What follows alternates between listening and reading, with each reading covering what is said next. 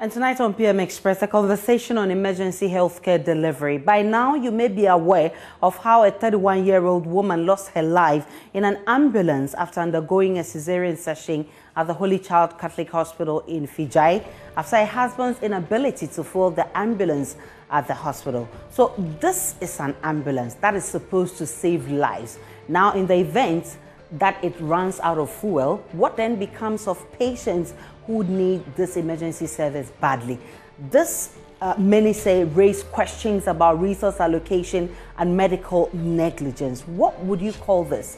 I mean, this particular one. Maybe after sharing the details with you, we can all agree on what this is, and that will help us move forward. So what are we talking about? Emergency health service. According to reports, the woman in labor lost her life after the ambulance service allegedly demanded a sum of 600 Ghana cedis for fuel. Now, the husband also of the woman says his wife had undergone a cesarean section at the Fijai Holy Child Hospital in Takrady, but was later transferred to Kolebu Teaching Hospital due to some complications. On January 28, 2019, President Akufo-Addo commissioned 307 new ambulances to be distributed among all 275 constituencies in Ghana. And you remember that huge ceremony that characterized the commissioning of these 307 new ambulances. And he said this will go a long way to address some of these challenges. So we were looking forward to not hearing some of these things, but unfortunately, it's staring us again in the face. According to the president, prior to the procurement of the new ambulances, the National Ambulance Service had 130 stations, 10 regional control rooms across the country, and only 55 semi-functioning ambulances. Now, this is the patient ratio, ambulance to patient ratio in Ghana. One ambulance serves more than 84,000 patients. And there's more. In 2019, the Ministry of Finance provided financial clearance for the National Ambulance Service to recruit and train 1,477 emergency medical technicians, all in the bid to bridge the gap. Now, 577 of these emergency medical technicians have already been recruited, and that should make things easier, right? But what are we saying? The president revealed that 145 new ambulance stations will be created, bringing the total to 275 stations. And from 130 stations to 275 stations, that's a whole lot, trying to bridge the gap. So the story should be different by now. We shouldn't be hearing some of these things. But unfortunately, this is what is happening tonight. It's our focus for discussion. Probably we'll move forward from where we are now after this discussion. I'll introduce to you my guests after this break.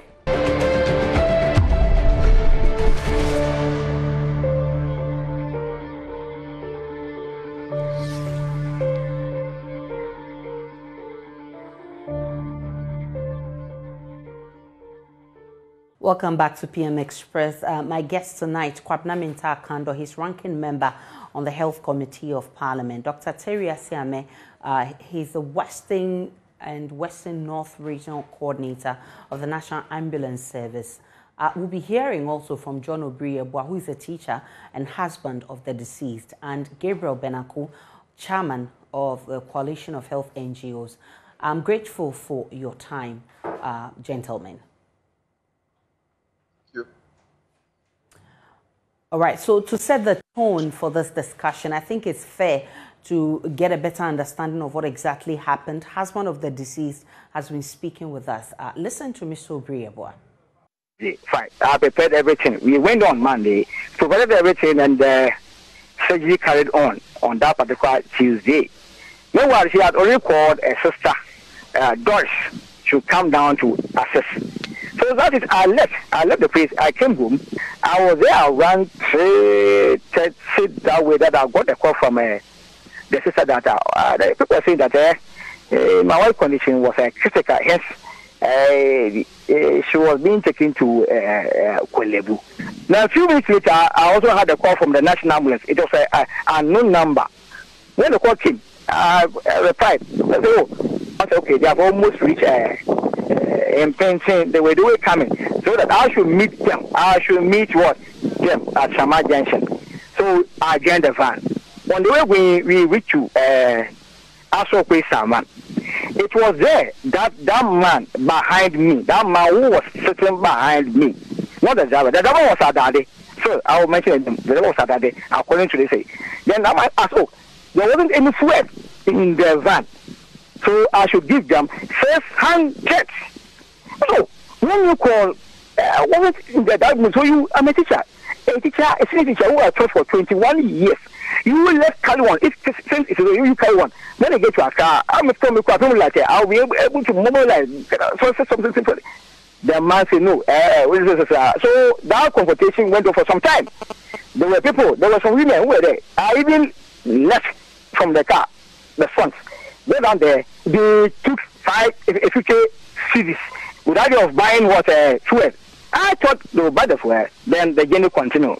The border fear, I didn't know, maybe whether there was any communication. I was just a free-born citizen on that day. They thought I was dead. I didn't show my dignity as a senior man. So the board of words, they said, okay, we are driving back to Fijai Hospital.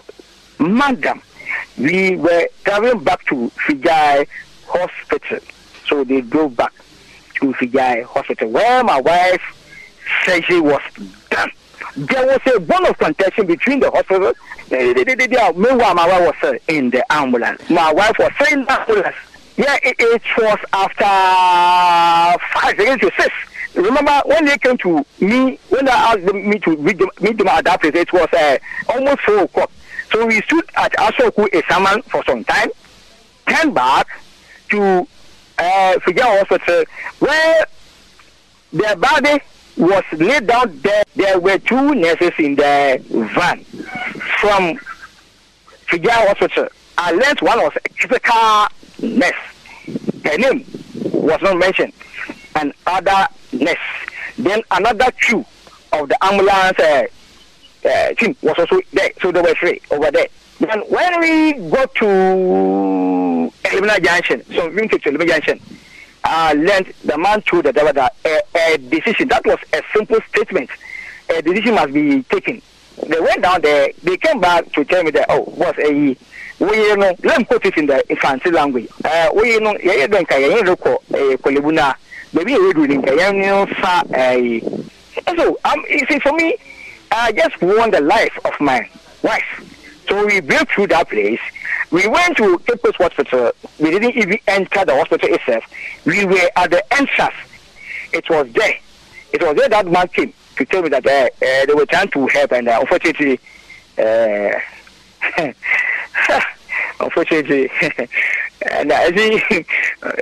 unfortunately, I've lost. Now, as the hospital authority, when did my wife die? And one of them, that man over there who was sitting behind me, told the driver to go and stick CAKE, state H38. There was a delay. I didn't know anything with the description of the ambulance going. When they were coming, I thought we were going straight. Now we came, they asked of the fuel issue, fine. I didn't know what exactly happened that they say it should turn. We went back to that place. We stood there, and the lady was in the ambulance. We see, when we even came back, now the problem is that, see, if you're is a regional hospital.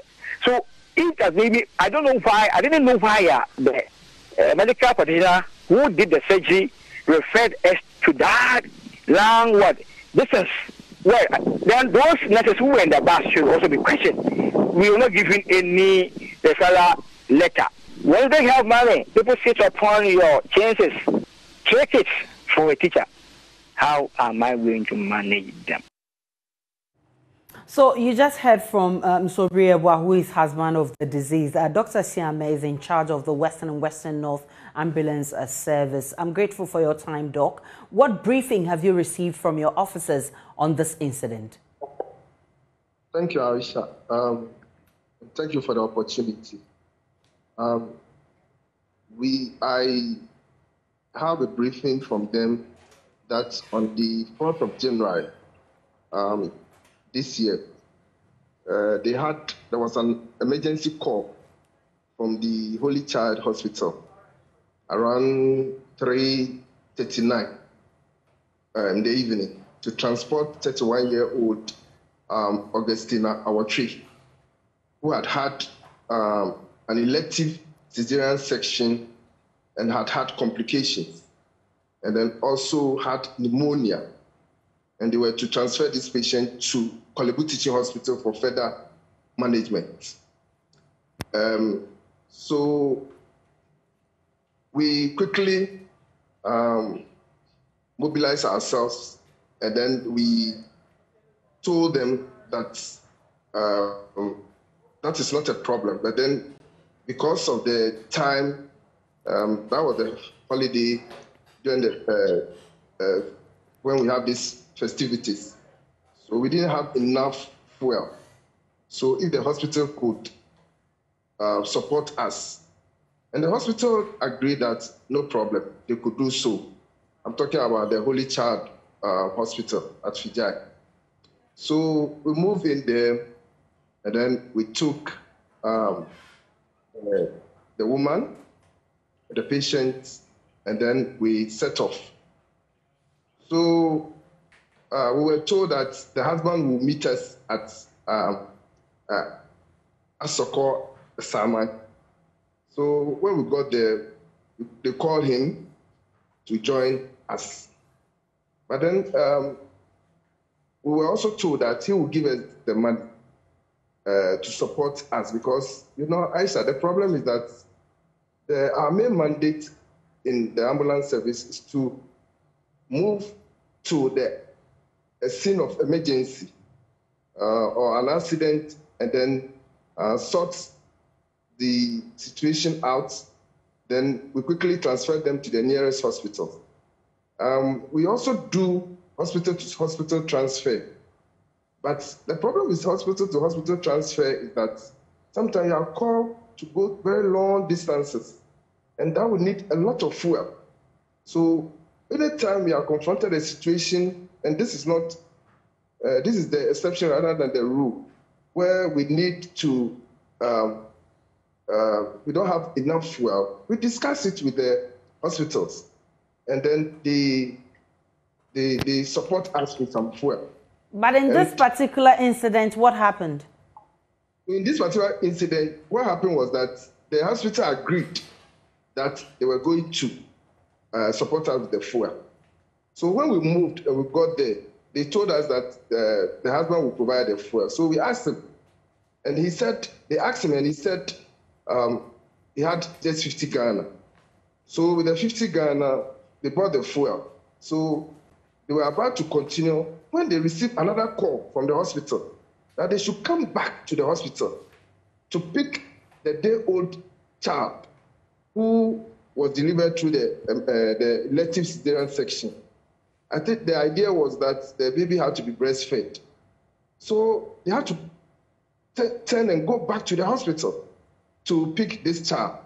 So when they got there, there was some, I think they were contemplating whether the patient, the day-old child should join the hospital, the ambulance or not. So that took some time. They spent some time there. Later, they decided that the child could not be breastfed. So, because you can see what the husband said. He said the woman was in a critical condition. So I'm wondering how someone in a critical condition can breastfeed a baby.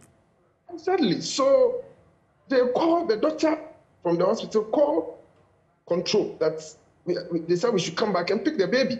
And that actually wasted some time. And so when they moved and they were going, they realized that this woman was deteriorating. Condition was deteriorating. So they had to quickly divert their course to Cape Coast for the woman to be attended to. So they got there, the woman was alive, but within 10 minutes time, we lost the patient. So hold on for me. Let me bring in Mr. Akando. Mr. Akando, you have the opportunity to visit the family. But what would you call this? Negligence or system failure? Hello? Yes, Mr. Akando. Yes. Aisha, because We are going to raise this issue on the floor of the House so that as Parliament we'll see what we can do to prevent the reoccurrence of such a situation. I will be very careful in my discussions not to be that very judgmental, but present the issues as I know. To start with, we embarked on the journey to Shamar Junction today with some members of the Parliamentary Select Committee on Health. Upon talking to the bereaved husband, we realized that it was not a conversation that was supposed to take place on phone. So we went there to listen to him and to mourn with him as well. We also proceeded to the Holy Child Catholic Hospital to also listen to their side of the story. But Aisha, as a country, we need to be learning and growing at the same time. We need to discuss our emergency healthcare delivery system in its entirety. We seem not to be serious as a country about our emergency healthcare delivery system. And this is not the first time I am personally hearing a story like this. I know JoyNews has undertaken some kind of documentary with regards to a similar incident. People have called into your radio stations and TV stations to express their opinions on how ambulances have been charging them before they carry their relatives. You see, there are a whole lot of, we need as a country to know whether or not we have a reliable sources of funding for the operations of the ambulance service. It's very important. No matter the number of ambulances we will buy as a country, if we don't operate them well, we will not achieve the desired result. So for me, the only thing that will resolve this matter to its logical conclusion is a probe, so that we can ask all the critical questions. Now, let me take the issues one after the other, as has been raised by the facility, i.e. Holy Child Hospital, Holy Child Catholic Hospital, the bereaved husband, and the ambulance service. Now, the first issue the ambulance service raised was insufficient fuel. And the reason for the insufficient fuel is because of the festivity. For me, and in my humble opinion, I don't think that we must allow or accept things that are not normal to be normal. It is not normal to be asking or charging patients in critical conditions. It is not normal. So it is not as though that is what we have been doing. No, it is not normal. This must be wholly borne by the state. So the first question is, are they adequately resourced to have fuel? If yes, and the reason is just that because of a festive season, they couldn't get access to fuel, then we have a problem. Because it is even on the festive season that they must be on high alert. And quite apart from that, as ambulance services, they must have a mechanism to have access to fuel 24 hours a day, no holiday. Because people don't decide when to have an emergency situation. So we must look at that point critically. Quite apart from that, Aisha, the second reason that was given was that, when we took off, we came back to the facility that did the referral because we were coming to take on board the day-old baby. Aisha, we have the opportunity to interact with Holy Child Hospital, and they denied that flatly. And they said the same. They said there was no way, a mother who was in critical condition could breastfeed a baby, as there was no way they could have done that. Well, that is their word against that of the Ghana Ambulance Service. But at the end of the day, what did they go to take at the facility, at the Holy Child? Did they actually take the day-old baby on board? But at the end of the day, they were giving the 600 Ghana cedis at the Holy Child Hospital. Okay? So, they actually didn't go for the baby. Again, the ambulance service claims that they were returning because of the day-old baby. Why? Why didn't they tell the husband of the bereaved, the father of the baby, why they were returning? Why were they hiding? If indeed it is true, why were they hiding that information from the father of the baby? Because the father of the baby claims that he didn't know why they were returning.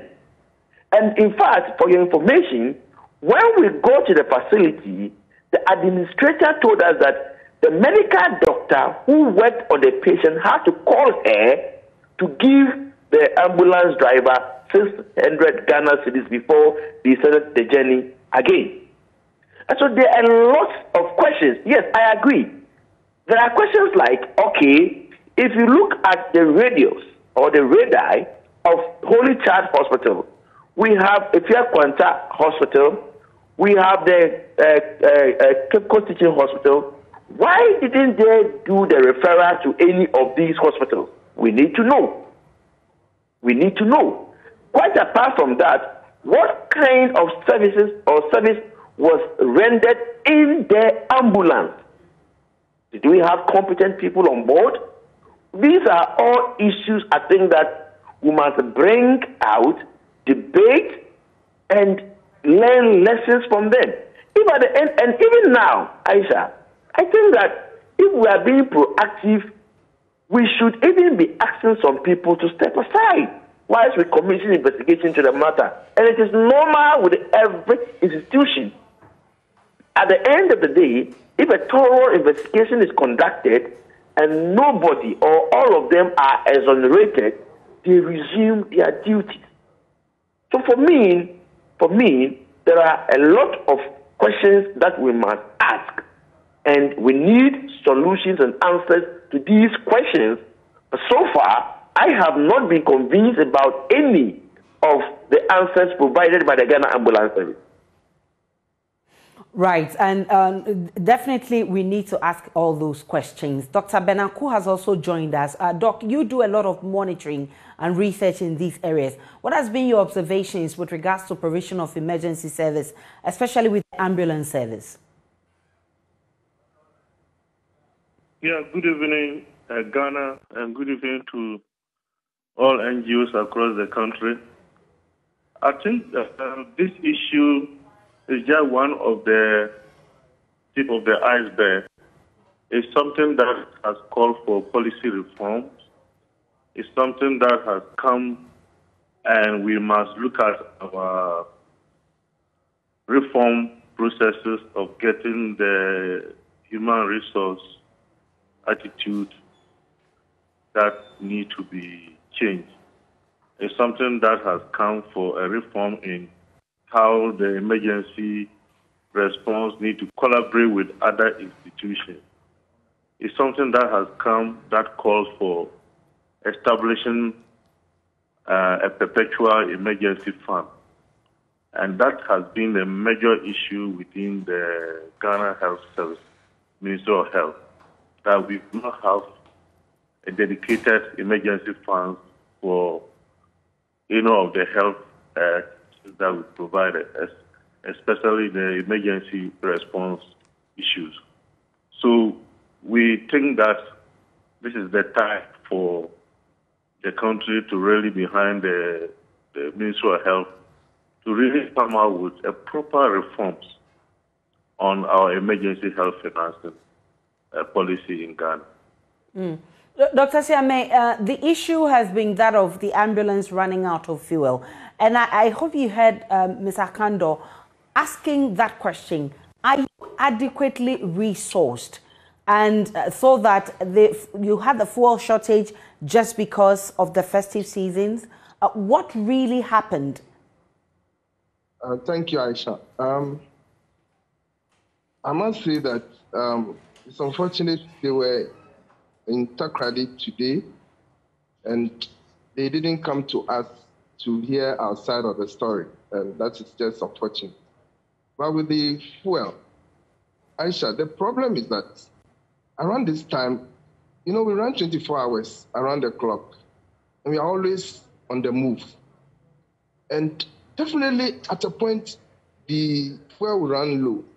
Now, we use what we call fuel coupons to fill our tank. Now, before you get a fuel coupon, you need to, how do you call it? Fill a requisition form. Once you fill the requisition form, then you can use that to get the fuel. And this is administrative because there must be accountability. So it's not like we didn't have fuel. We have enough fuel to run around Second D and its environment. And the truth is, this patient shouldn't have been sent to Kolebu. I'm the head of the Department of Surgery at Ifeanyi Regional Hospital, which is a referral center. And every doctor must know about the national referral policy of the country and the guidelines. We have even a consultant gynecologist, obstetrician gynecologist at Ifeanyi, and we have other obstetrician gynecologists. I work with them. And so I don't know why this patient was sent to, they decided to send this patient to Kolebu, because, Aisha, you can imagine the distance, the traffic, the ramps. I mean, the situation the patient finds, probably the patient should have been even airlifted to Accra.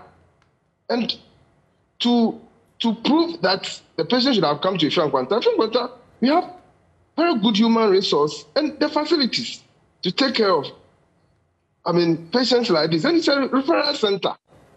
And look at what happened. Along the way, the patient couldn't even get to Cape Coast. Before we got to Cape Coast, the patient condition started deteriorating. Dr. Siame, I believe you understand that the service you run is an emergency one. And I ask this because you're talking about fuel, and you say you ran out of fuel, and so you had to go back to the hospital to pick fuel or to ask the patients to pay fuel. Don't you have emergency or contingency measures in the event that you run out of coupons, how you need to solve these problems? Because people who need your services badly at that time cannot wait for you to go through all this. Aisha, we had fuel, but the fuel was not enough for that long distance. Can you imagine if that day they asked us to go to maybe some hospital, maybe in the north or in the... the patient should have been sent to Ifeanyi, and that would have been fine. Because if we say, because we need to be flying the ambulances and be moving around so we can go anywhere, that is not the referral policy of the nation and the guideline. So we have fuel that we could have taken. It would have taken just 2 to 3 minutes to 5 minutes to Ifeanyi. Did you question the Holy Child Hospital when it made this referral? The EMTs were hoping that there wouldn't have been any problem, But then the doctor there should have been aware that the patient should have been sent to Ifeanyi. Doc, how were they hoping that there wouldn't be problem when there was no fuel in the ambulance? They were dealing with a doctor who said they should do that. And they actually told the doctor that we don't have enough fuel for that purpose. And then the hospital said they would take care of that. So that is it. So how did they move from the hospital without taking the fuel? They have promised them to give them the fuel. But then they told them that the husband would provide the money. But you said the husband said he had only 50 cedis on him. So but he was not made aware. If you say you are going to give us the fuel, when we got there, you should have given us the fuel. But he said we should collect the money from the husband. Then now he's not aware that he's supposed to give us that money. Okay. So, Doc, this is the situation. This is how I understand. The hospital promised to provide fuel for the ambulance. The ambulance gets to the hospital, and the hospital says it is the husband of the deceased that's supposed to pay. Why Exactly. didn't your officers ask the husband of the deceased right at the hospital to be sure he was going to be able to provide the fuel before even moving the vehicle? Well, they assured us, so we took them by their word. They gave us assurance, so we took them by their word. But the man at the center of the whole thing was right there. You could have asked him not to wait and ask him in the middle of the road, but to ask him right at the hospital. He was not there. He was not at the hospital. He was at home. We had to pick him on the way at Asoko Esaman. So that is what exactly happened. And I'm saying that this patient should have been sent, the condition of the patient was such that he should have been sent to Accra. And if he were sent to Efiankwanta, where we have everything that would have taken care of this patient, probably all this wouldn't have happened. And the public must know that the fact that the ambulance is there for them doesn't mean that we can be called to go anywhere. That is not economical. We have to go to the nearest referral center. And Ghana has a national referral policy and guideline. We can't just do anything because we think that we can put fuel into the ambulance and be moving around just like that. No, that cannot be accepted. Doc, certainly people are unhappy with the ambulance service. And just like Mr. Akando said, I mean, there are too many questions that need to be asked to get to the bottom of this matter. And more importantly, is the fact that this is not the first time we're hearing of these issues. And so I want you, based on what has happened, to give me a candid assessment of yourself as an emergency service. Did you fail in this particular one? Oh, not at all. Because when they called us, we promptly went to them. We didn't fail. We promptly went to them. And they were dealing with a doctor who they expect that the doctor understand the national referral policy and guidelines of this country. You see? And so we didn't fail. We moved there. It's not that we didn't even go there at all. We moved there. But unfortunately, the way the whole situation was handled was said that this was the outcome. You know, it's just unfortunate. Because if this woman was sent to Efiankwanta, nothing would have happened. This thing probably wouldn't have happened. Because if Efiankwanta had the resources and the human resources, the facilities, and everything. So I don't know. You know, so we need to know why the doctor decided that this patient should go to Kolebu, not even Cape Coast, but to Kolebu. Mr. Akando, you've just heard Dr. Siame explaining the issues. Now, yes. With all respect to Dr. Teria, we shouldn't shift the goalposts at all. I mean, in the first place, before I even continue with my submission, he said that it was rather unfortunate we came to Takoradi and we didn't come to them. For his information, yesterday, before we even embarked on this journey, the overall boss of the Ghana Ambulance Services called me and we had a lengthy discussion on this matter.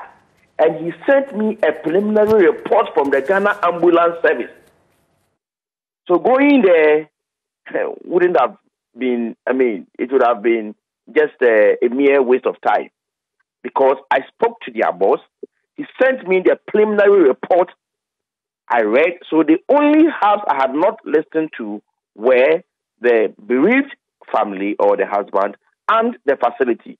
So I was fully aware of the position of the Ghana Ambulance Service before we embarked on the journey today. That's number one. Number two, Aisha, you see, the attitude my own brother, Dr. Teria, is putting up is the reason why we are where we are at the moment. Trying to defend almost everything, the indefensible. Dr. Teria, for Christ's sake, you are not the one who should buy fuel for the Ghana Ambulance Service. So if there is no enough fuel, nobody will blame you for that. So such that you must defend it at all costs. Dr. Teria, for your information, this is not the first time we are recording such incidents in Ghana. And you are talking about some radar or radios. People within some specific radios have been complaining in this country.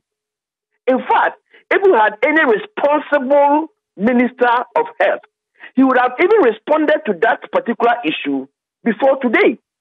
Because I have heard Joy FM do a documentary on this matter. So it is not a peculiar issue. It is not one-off thing that, oh, we have fuel, but we don't have enough and all that. If you do that, we cannot get to the bottom of the matter. I sit on the health committee, and I know, as a matter of fact, that the Ghana Ambulance Services has operational challenges, including the fueling structure. Now you are here on air telling the whole country that you don't have such a problem. That is part of our problem as a country. Two, why the medical doctor didn't refer the case to one facility or the other. It's a matter that we should not confuse it with the issue of the ambulance or the charging of the ambulance. That one is another issue. It's another leg of the whole matter. Okay? If you had performed your duty correctly as expected of you, and we had even lost the mother, we would have investigated that leg of the issue without talking about fueling at this point in time. Why on earth will an ambulance respond to an emergency situation, going to the scene without enough fuel, knowing very well where it is going to the scene without enough fuel in the ambulance? Even if you get money, it is even not right for you to go and park the patient at a filling station to fill the ambulance. It is not right. Again, let us not try to accept what is not right. That is what we have been doing. We have been charging patients in critical conditions to buy fuel and all that. It is also not right. That must be borne by the state. That is not right. So we must all face facts that we have a challenge as a country. Let's know how to confront the challenge, deal with the challenge. Let's have solutions. Look, if you ask me, we don't have a sustainable and a reliable source of funding for Ghana Ambulance. We don't have it. They depend largely on the National Health Insurance. And I sit on the committee, formulae upon formulae of the National Health Insurance have indicated that they have always arrears to pay as far as the National Ambulance Service is concerned.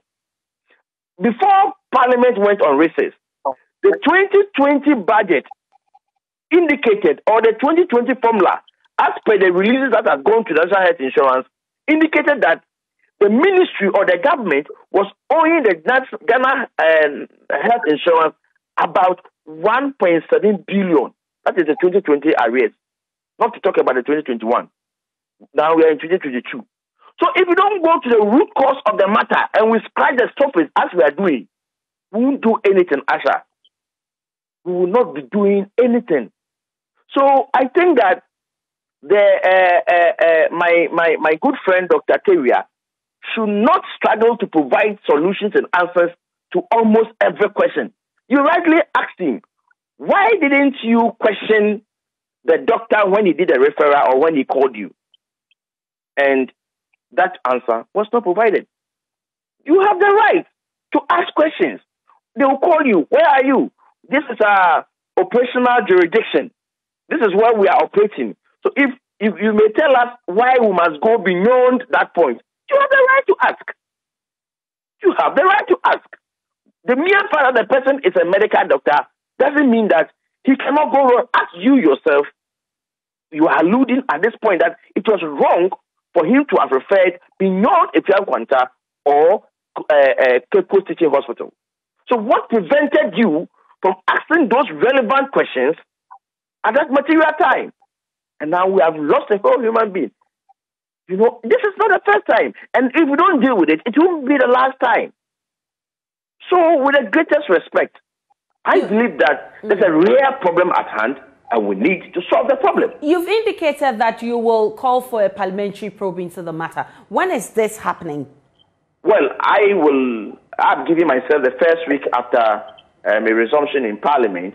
But of course, let me put on record that we have a procedure even if I am ready to raise it and it's not been admitted by Mr. Speaker, I cannot do so. But I can assure you that I will raise the matter when we come back within the first week. And to tell you, before we even embarked on the journey, I mentioned it to Mr. Speaker, and Mr. Speaker even extended his condolences to the bereaved family. So I am sure that Mr. Speaker is also very interested in this matter. So within the first week, we will do our best. Right. I'm happy that you admit that the problem we're dealing with is bigger than this particular incident. Exactly. It has to do with resource allocation and also the bit about patients pre-financing cost. I mean, you're a member of parliament. How do we cross this bridge? How do we do what? Very good question. How do we do what? I'm saying that how do we cross this bridge? The bridge, you see, this particular, services should be borne by the state. Okay? So, for me, the releases should be going, the National Health Insurance Act says, as you stay there, even if you go and buy water, they deduct the health insurance levy from your money. So you pay, everybody pays. So it's not something you will credit. So the money is there. The GIA will collect the money, and then the law says that after 30 days, that money must be lodged into the National Health Insurance Fund for onward distribution to the service providers. You understand? So you don't have to delay that money. So government must pay those releases, must do those releases. Okay? And if as a country, this is a very, very, very difficult proposal. It's an unpopular one, but if we need a solution, we must get there. As a country, we must debate. Because the things that we levy or we collect taxes for, none of those things is more important than the emergency healthcare delivery or the services of the ambulance. So if we think that, okay, as a country, this is where we are going to take our sources of funding of the Ghana Ambulance Services, we have to get there. Apart from the National Health Insurance Fund and, one or two sources of funding, we must get there. That is a solution. It's a policy direction.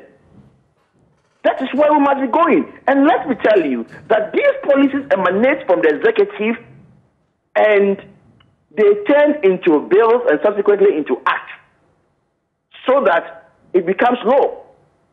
And that is what we should be looking at. So there's a whole problem.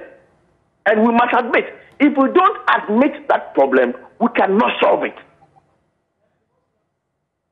Dr. Benanku, if you're still on, how do we move from here? Yeah, thank you.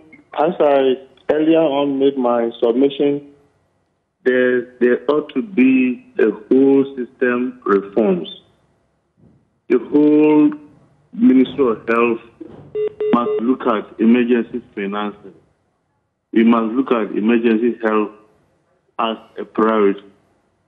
A lot of people are dying because we have not been able to fully enforce our emergency financing policy. We have scattered best practices around the country. Why would other parts of the country are able to manage the complex situation, and why will other parts fail to manage and people lose their life?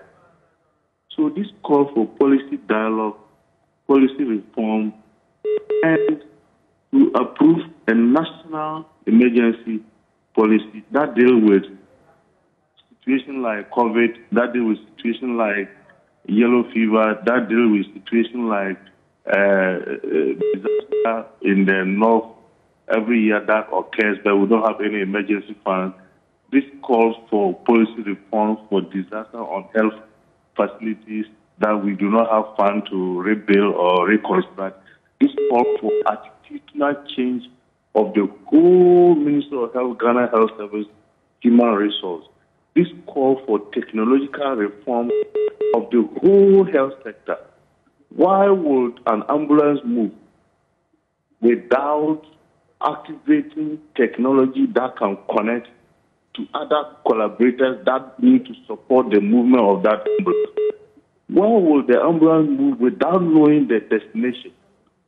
Why will the ambulance move from one region to a third region, moving from west region to past central region and to Greater Accra, when there's evidence that there are specialists within the region?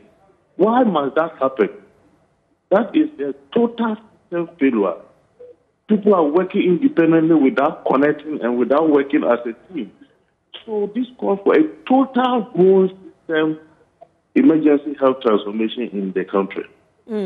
Dr. Siame, Parliament will probe this matter, at least from what Mr. Akando is saying. Are you ready for this probe? Aisha, we are ready for this probe. And I can assure you that when it's all said and done, and the report comes out, you will see that we didn't do anything wrong. For me, the most important thing is that the national referral policy document, we must all have it and know what it entails. Because if we think that we must provide fuel for ambulances to just move anyhow and anywhere, I think nowhere in the world we have anything like that. We have to follow the referral policy and guidelines. And it's as simple as that. So then, because the core issue when it comes to all this thing is where the patient was being sent. If the patient was sent according to, and they follow the policy document, there wouldn't have been any problem at all. We wouldn't be here talking about all these things. So we can do everything. But if doctors decide that they want to send patients wherever they want for any reason, are you saying that you don't have the right to question doctors when they throw you out of your jurisdiction or where you operate? This is exactly what happened. We asked and we're told that Effiam Nkwanta has no intensive care unit and that Cape Coast, the intensive care unit is full. So they have to go to Accra. But that is not the case. Effiam Nkwanta, we have everything. I mean, and I'm sure when the probe is done, they will definitely come to Effiam Nkwanta to find out what is happening there. Effiam Nkwanta, we've done a lot of work. That is where I work. So we asked, and this is what we were told. We have high dependency units. Recently we sent nurses and even medical officers to go and do some training in intensive care. So probably the doctor doesn't know what is happening at Effiam Nkwanta, but we have everything there. That's where I work.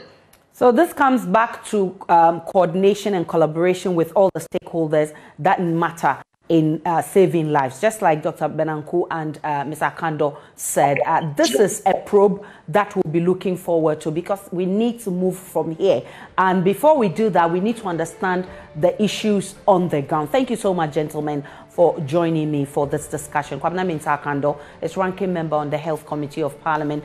Dr. Terry Asiame is Western and Western North Region Coordinator of the National Ambulance Service, and Gabriel Benanku, his former chairman of the Coalition of Health NGOs. I'm grateful for your time. Enjoy the rest of our programs.